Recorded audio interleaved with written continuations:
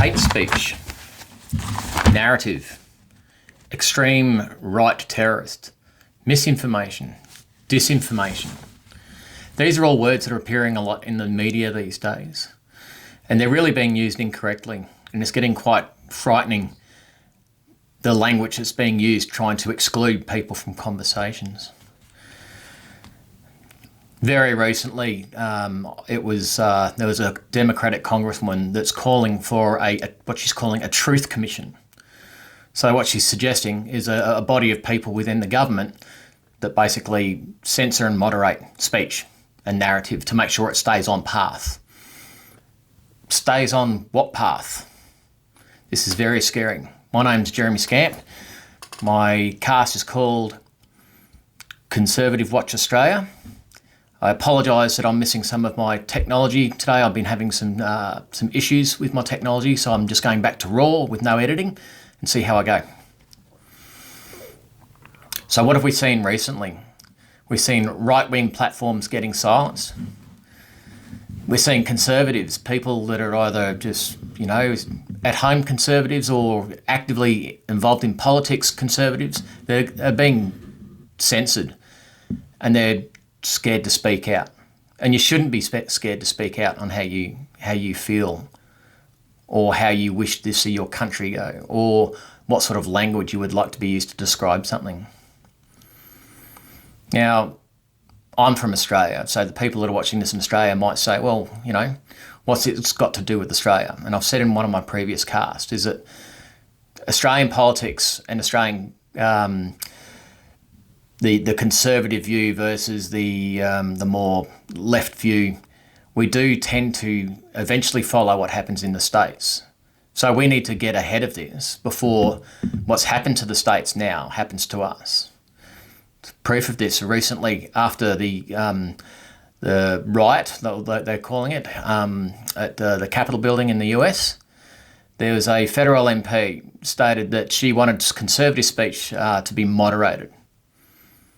Now, I don't think or don't see the need for that sort of thing to be happening in Australia yet, but it's proof that they're trying to get this going already.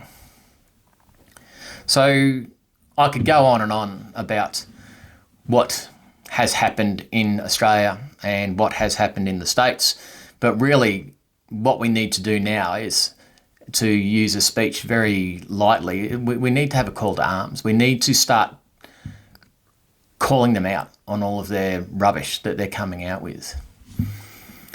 Now, everybody has their opinion on something or everybody has their theory on something. And unless you can back that up with fact, it's exactly that. It's an opinion or it's a theory. So what we need to start doing on all platforms when people start going on about their view, which is completely polarised to ours, and they shout back at us, is just respond with, well, that's your theory, and leave it at that. It is just their theory. Just because they say it doesn't make it real. Just because we say it doesn't make it real. It's our theory. The difference between the two sides is that people who sit on the right side tend to be able to provide more evidence. Whereas the left, once they realise that they've been defeated, they'll just start calling you names, start screaming at you, or they'll isolate you and they'll target you if they see that you're a bit of a risk. One of the things that I saw recently, and it was actually in one of my posts that I put up about the lawyer that had that interview with the reporter and how well he did with dealing with her, with her still wanting to go back to the narrative surrounding that, oh, well, everything, nothing came out of the investigation and it was a waste of time.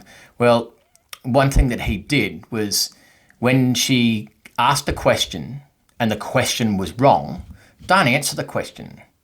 Argue the question. Don't answer a obviously false question. And a good example of that was when she was going on about, she mentioned that, or he mentioned to her that there'd been some altered documents provided in evidence.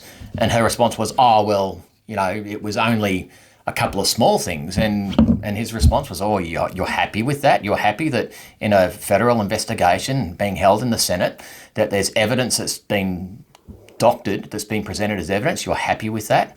So that's what we need to start doing. Rather than answering the questions, we need to start attacking the questions and making them accountable for the rubbish that they come up with all of the time. So we need to start doing what they're doing. We need to look at isolating them and questioning them. And unfortunately, it may mean things as little as, not as little, as serious as boycotting some of the organisations that hold those extreme views. And a good example of what's happened recently was with Disney, that sacked that female actress.